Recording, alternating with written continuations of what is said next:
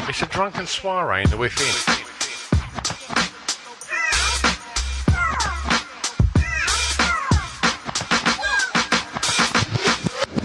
Chris and Stu present Hardcore Listing, the podcast. Hello, welcome to Hardcore Listing. My name is Christopher Glasson. Sat opposite me is my co-host. Stuart Roy Whiffin. Hello. Hey, there he is, mate. How you going, all right? I'm doing okay. New listeners, let's tell you about the format.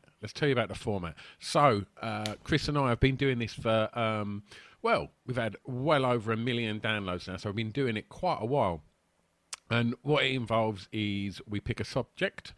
Sometimes we have guests, sometimes we don't. And Chris and I will pick a subject on anything that's, it can be as random as I don't know, top 5 embarrassing moments through to top 5 albums, through to, you get the gist. And then Chris and I literally work our way through our top 5s within that and subject. let you know what your top 5 should be. Exactly. Basically, yeah, it's an education.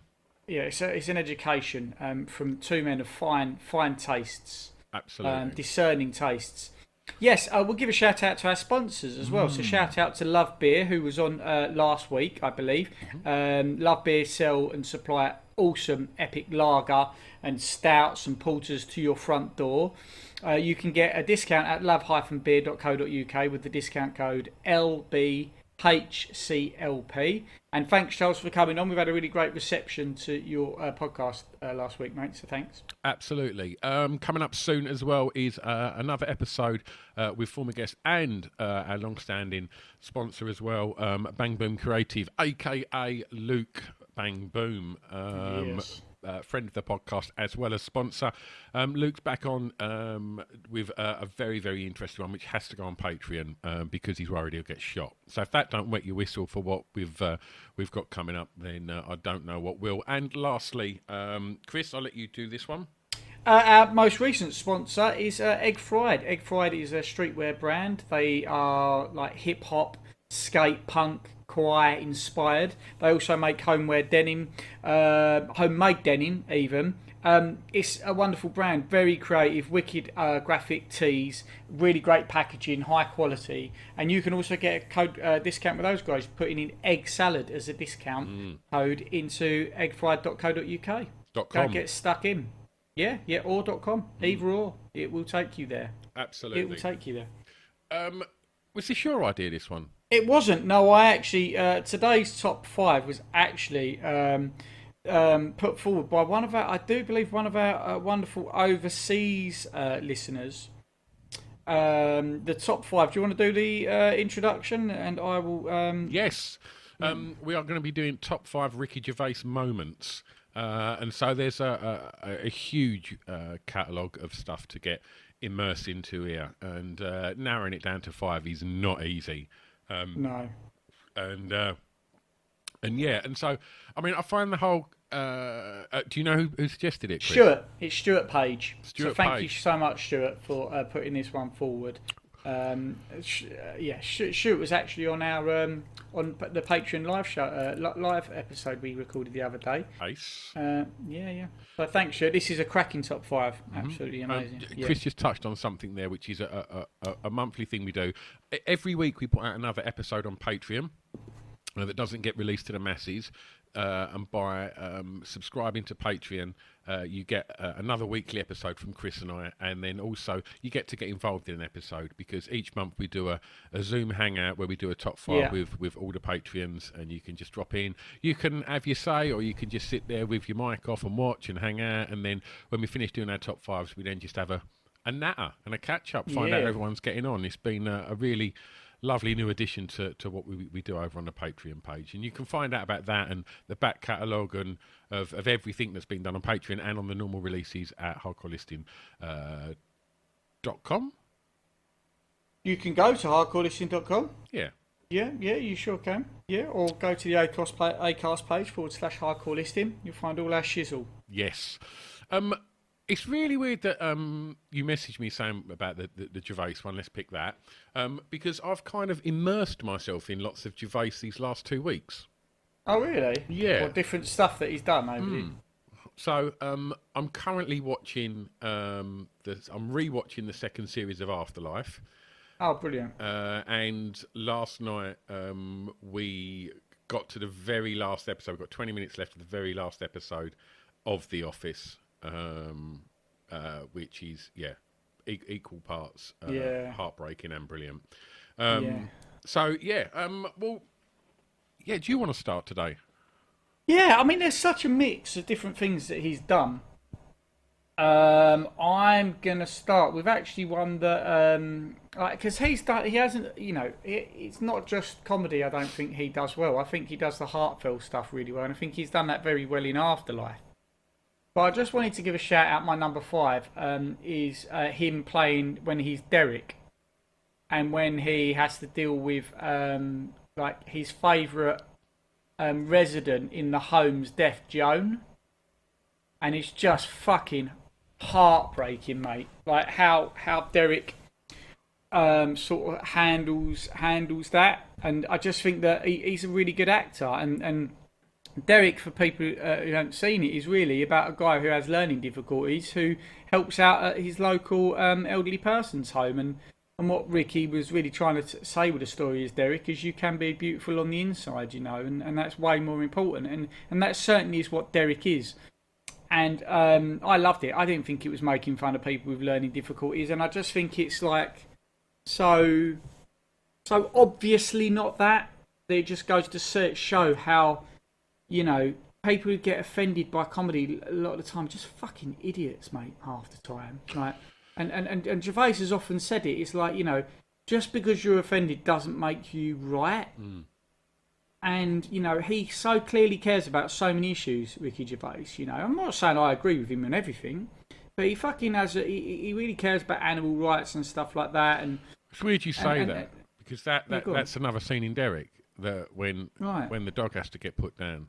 And and it's really weird. I watched the episode of The Office last night where he gets made redundant, and he's all, I wanted to move on anyway, blah blah blah, until they give him the package, and they go to shake his hand, and he won't let his hand go. And he's like, please don't fire me, and you can see his eyes welling up, and then as soon as you see them tears in his eyes, you just think he's a great actor, and that's what you see in them episodes of Derek, and you see it in Afterlife as well. And it's absolutely, and he's I think he's up there with like Craig Cash and Carolina Hearn for being able to have you roaring with laughter, and then a big gulp and a few tears within a split second. I think he's absolutely, mate. I think definitely he can look back and say, he's really written some stuff that's fucking incredible, and people are going to be able to cherish shows like Derek and Afterlife as much as they cherish shows like The Office.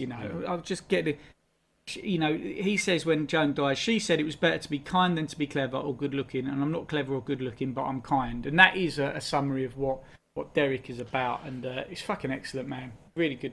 I mean, that's the scene, like the scene at the end of the first series where he's he chases after his dad, and it's sickly sweet with Coldplay. It's almost a cheap shot using Fix You, but Fix You's a beautiful fucking record.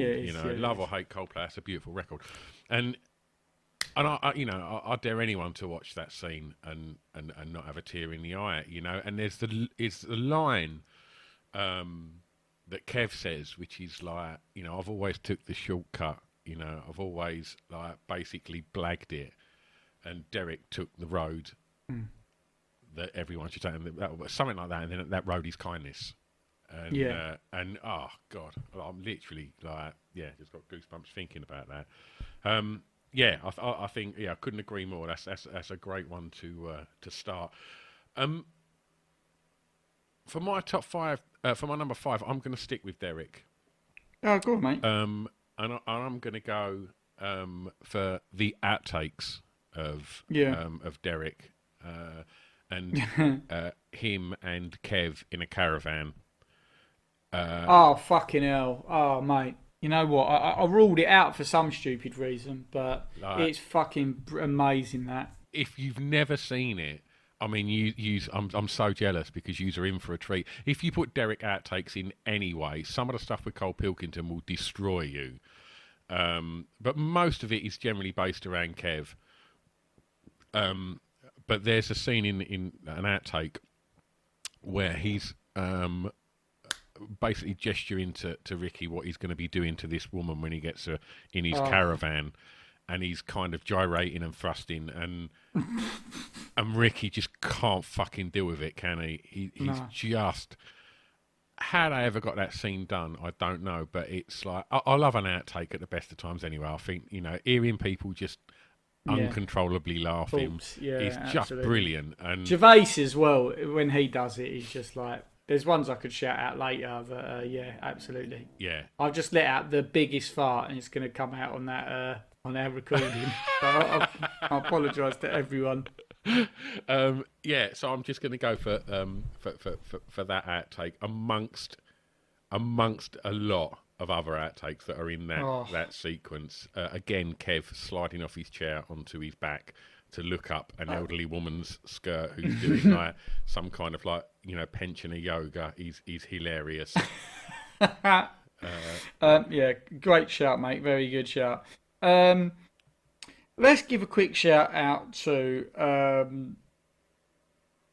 his stints in the Golden Globes, because fucking just I love watching him take the piss out of the rich and famous, and again it's his justifications for it. It's like, come on, if they can't take a joke when they're in the most privileged positions in life, then someone needs to be. They need to be taken down a peg or two, right? And he's always done that at the Golden Globes, and there's so many different ones. His insults are just always just like absolutely classic. But the one that I always chuckle, because I think like he can barely bring himself to say it, but it's like he says, I like a drink as much as the next man, unless the next man happens to be Mel Gibson, and introduces him. And it was obviously at a time when Mel was like all in the papers for, not covering himself in too much glory and sounded like an absolute psychopath. But great director, great actor, and then you hear that stuff from him, and you're just like, oh man, that's mad. More weird stuff now. Like there's lots of people whistleblowing. We're recording this a day after a lot of people have lifted the lid on antics of Marilyn Manson, doing some very oh my god, questionable stuff, and. It appears that we're now living in the time where that kind of industry, Hollywood, and and the music industry and such. There's a really interesting documentary on the iPlayer about the dark side of the music industry, and it's how women are dealt with within that, which is a good watch. And one of my favourites on the Golden Globe thing is when he's up there and basically, I can't want to call him Michael Scott. What's his name? Steve Carell. He's in the front row. And he's still got his Golden Globe from the American office from the year before on him. And just the kind of banter about Ricky, putting him where he is and stuff like that. It's just incredible. That's good. It's really good because that then ties into things like Life is Too Short when Johnny Depp came on there, and I just thought that was amazing. And it goes to show that he can take a joke, and Depp's jokes back to him are really quite funny, and then Gervais digs him back out again. It's really good. So I love him in the Golden Globes. I've always found that quite amusing. So what's your 4? No, that was it. The Golden Globes. Oh, right. Okay, cool. So I'm going to go to. Well, do you know what? I'm just going to get. Well, I might as well just get it out of the way rather than actually put too much emphasis on it. My favourite Ricky Gervais moment is in managing my band. Oh right, it seems stupid not to kind of mention that, because that's mad. I should point out that he weren't famous then. Like nobody knew who he was, but he was definitely an interesting fella. And I remember the first time meeting him, thinking, "Is that laugh made up?" And it's like, and then you start to realise, no, it's not. That's how he laughs, and which has just made me think of something completely different that he's now going to have to go in my top 5. But an honourable mention there. That I guess that.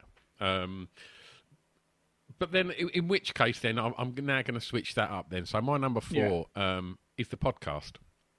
Yeah, oh yeah, God. Because it was my introduction to podcasts. Yeah. It was my introduction to Cole Pilkington. Yeah. It was probably, a real good introduction to Stephen Merchant, who we shouldn't overlook in all the things that we're talking about today, because absolutely. he's 50% of most of them.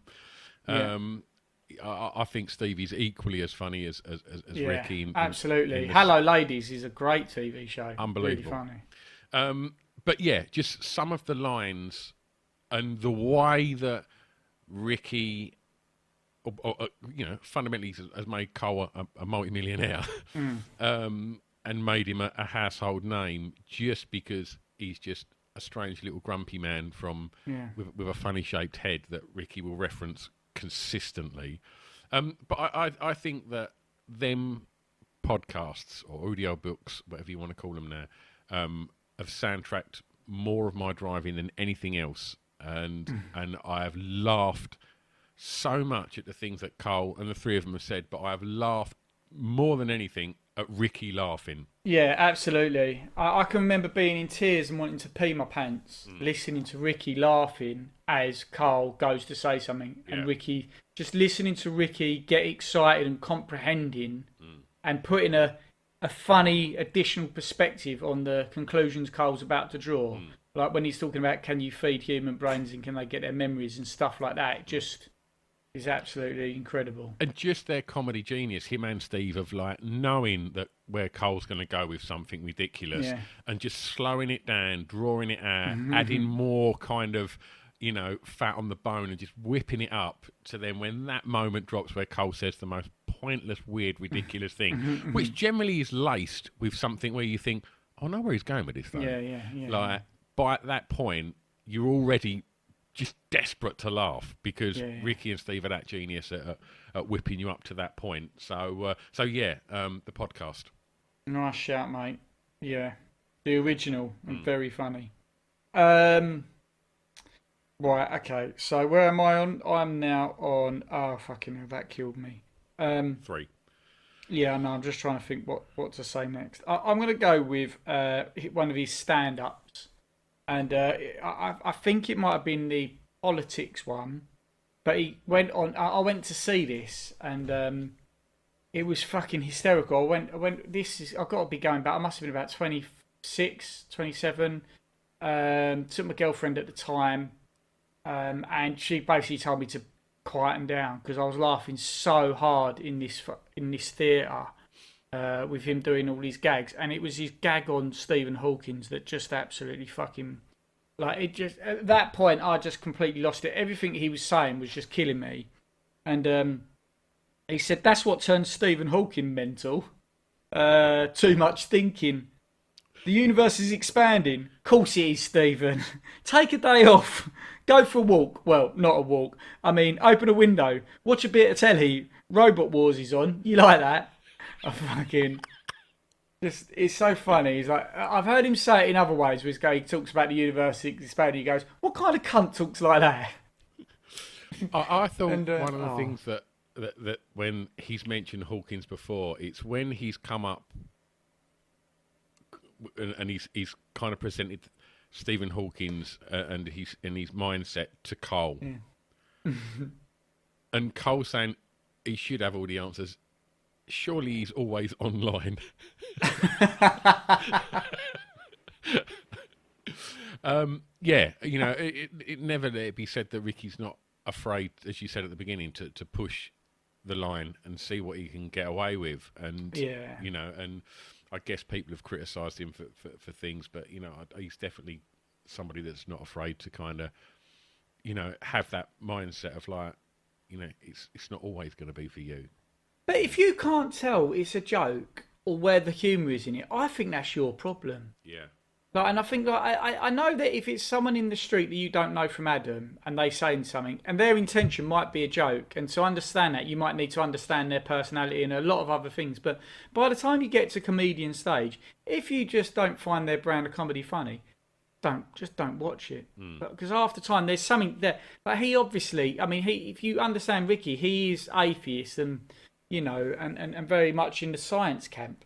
And So he obviously loves what Stephen Hawkins is saying.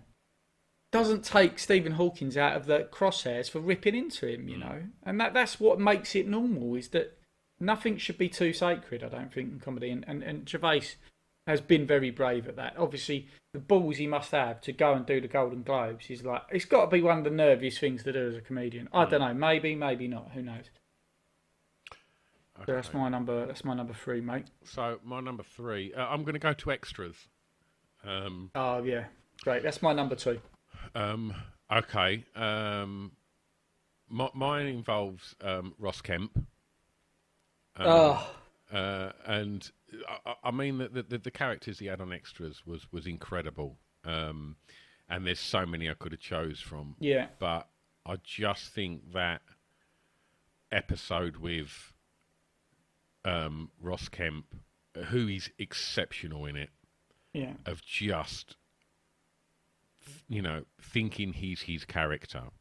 Yeah. Thinking that he is in the army and he's hung out with the army. And obviously, the bottom line is he's actually petrified of Vinnie Jones. Vinnie Jones. And that bit where Vinnie Jones puts it on him and he's got that little kind of pirate hat on and he shits himself. And then Ricky sort of try and makes to cheer him up and sort of like straightens up the little hat on his head. It's like, oh, it's so tragic. Yeah, so what does SAS stand for? That's the line. That's my bit. And like, that is it. Like when he said that, you know, I've been out with him, you know, they said I could join up, and yeah, when he just said, when I remember the first time I watched extras, and he said Super Army Soldiers, I just lost my shit. I just thought it was fucking brilliant. Fucking Super Army Soldiers, yeah, I laughed so hard at that. Being extras was definitely Ricky's way. I think extras is way more important than people really realise because. Extras was really Ricky's way of traversing into a completely different world. Like from being funny in the office and obviously he then made the most of that and reached out across every, like, you know, all the different medias into mega movies as well, money. To have people on, being able to really cunt themselves off properly, like properly mug themselves off. And, you know, Ross Kemp was one. My one is I mean, they didn't mug themselves off, but Ricky did something that again takes absolute balls of steel and shows how what he'll do for comedy. And it's the Samuel Jackson one, and it's like I couldn't believe that he got him on there. Like it was like epic, cringeworthy, also a really serious thing with again like a super. No one would probably approach Jackson and go, "Do you want to come in on this? I'm going to say some absolutely inappropriate things here." And obviously, how it comes about is.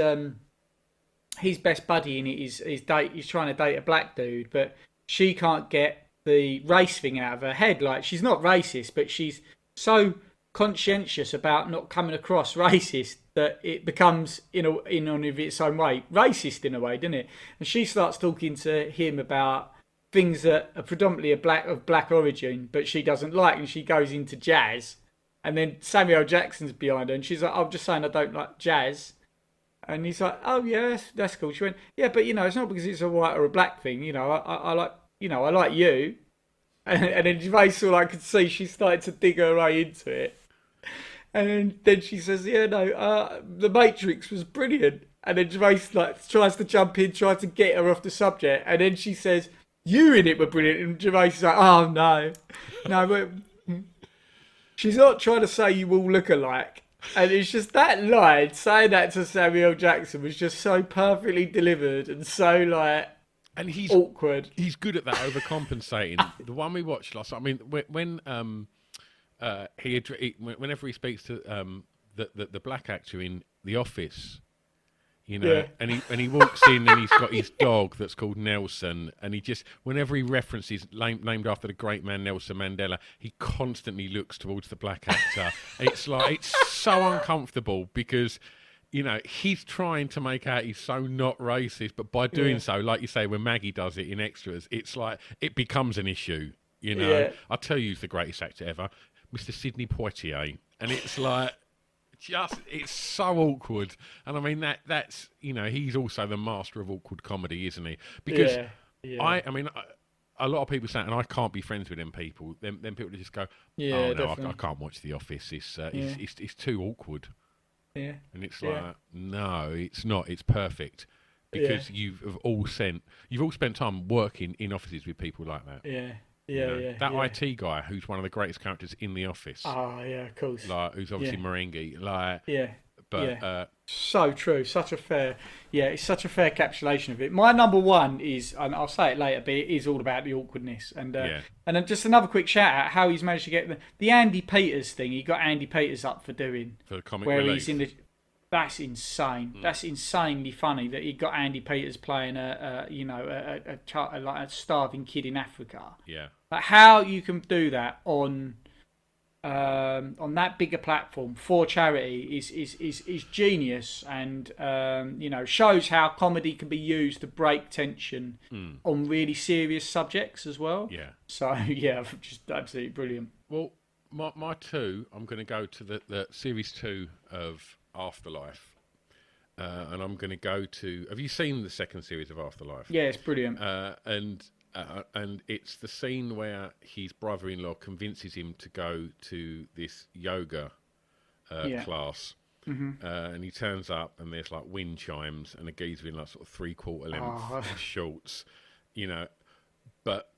Hearing Ricky talk so many times on the podcast, and just his intolerance of like other people is hilarious, and the fact that the guy keeps slurping his tea and then keeps going and sniffing and snorting to the point where like everybody else hasn't been affected by it, but like, and his brother-in-law can see that like Ricky's responding, and he's like, "Look, just don't worry about it," and it's just the fact that he can't.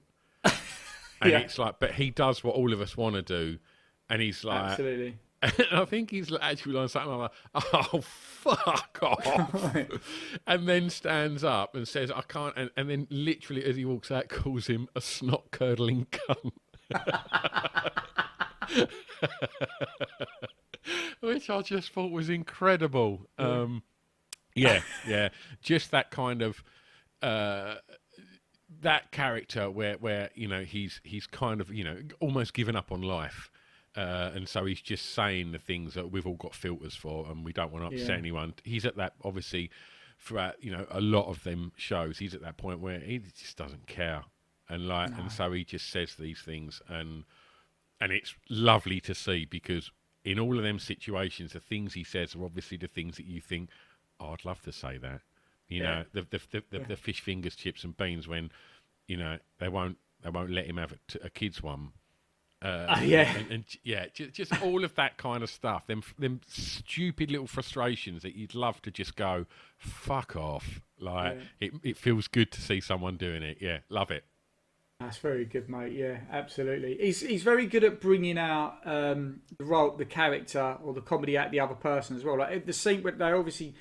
Him and the other guy go and interview people, and like he does it with a guy who's been posting all these letters in the dog poo bin, and also the woman who's had all the plastic surgery, and Ricky's barely saying anything. It's just sarcastic one-liners as she keeps going back to the same surgeon, and she like refers to her fanny as it looks like a butcher's bin down there or something. Looks like a butcher's shop.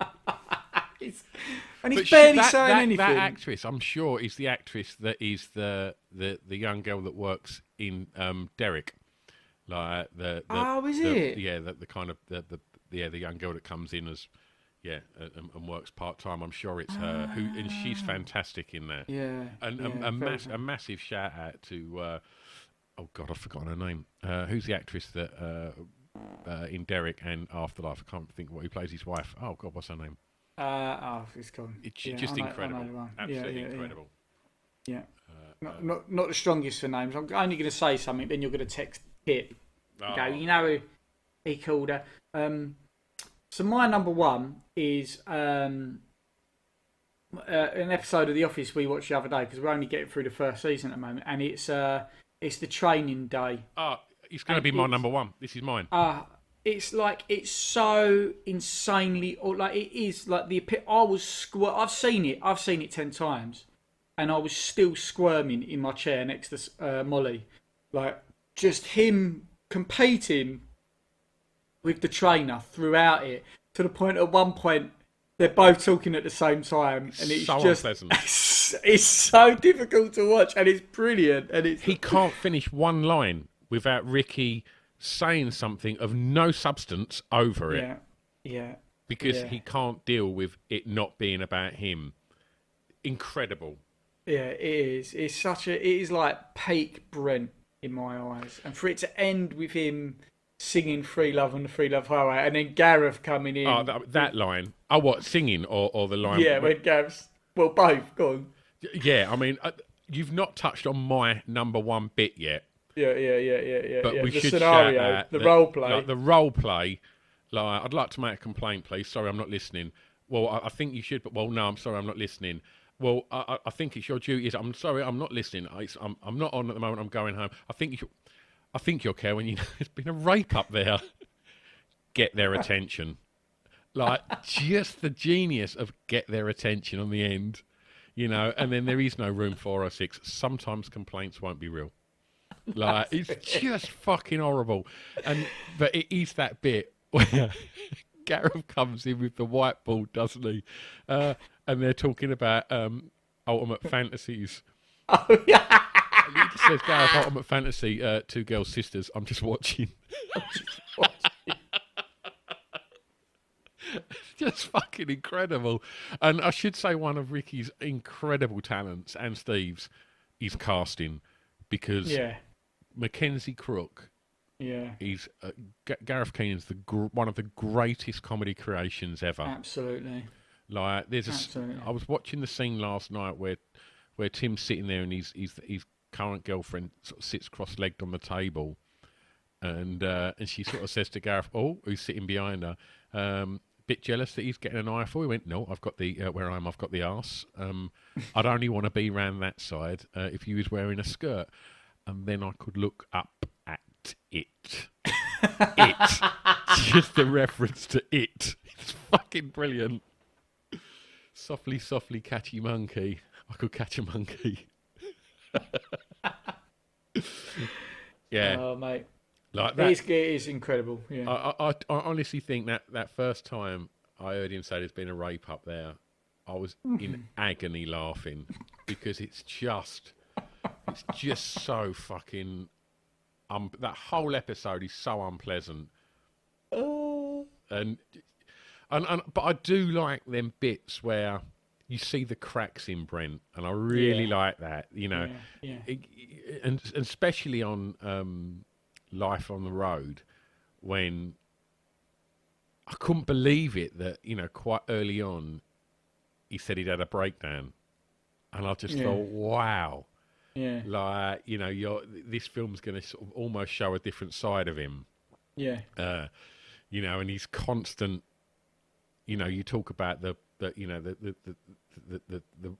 you know the elements of racial kind of addressing with the stuff that he done with Samuel Jackson, the stuff that he does with Doc Brown in that film. Yeah, absolutely. He's like, I mean, that's close to it, and obviously we spoke to Doc about that, didn't we, on the podcast, and just shout outs to so many little things. Equality Street. Like, Equality Street is just hysterical, and again, it's that overplaying of the race card.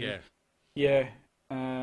Even the trailer for Life on the Road was amazing when he does the jizz on her side. I was in tears watching that. Molly was like, "You can't find it that funny." Molly loves it. Yeah.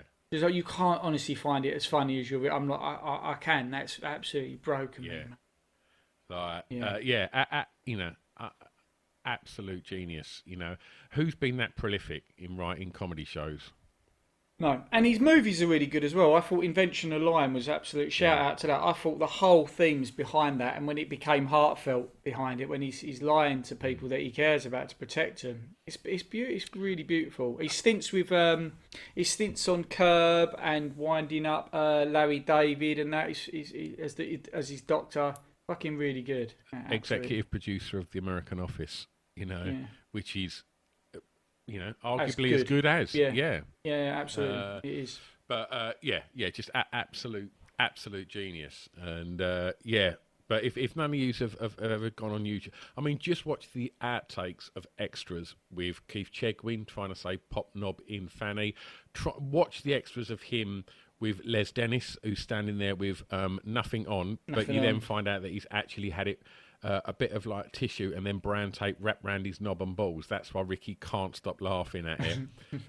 Just the outtakes there. The outtakes of his one with the guy from Star Trek. What's his name? Patrick Stewart. And then I turn around and all of her clothes fall off. I've seen too everything.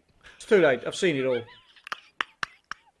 Liam Neeson, how they wrote that for Liam Neeson as wanting to be a stand-up is one of my favourite bits in anything. That the outtakes of that. Him and Merchant.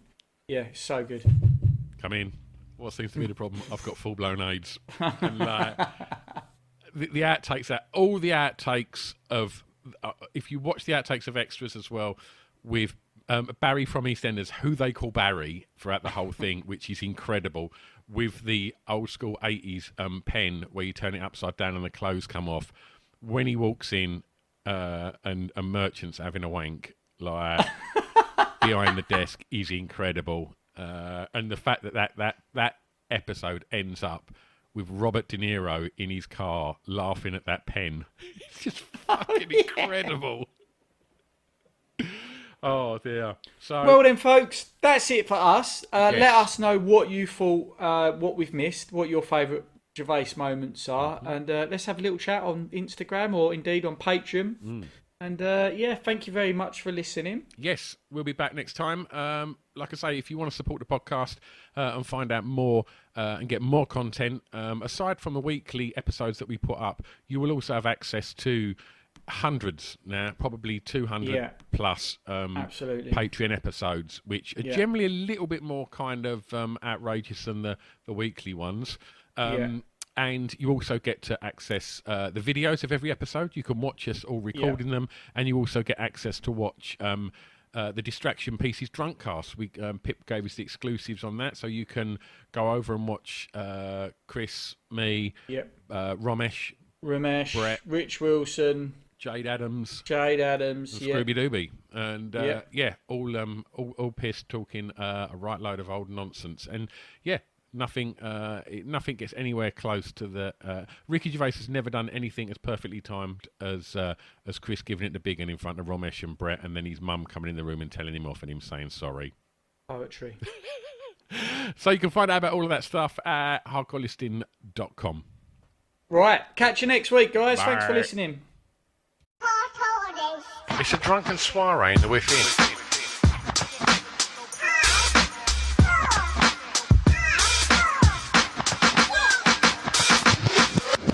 Chris and Stu present Hardcore Listing, the podcast.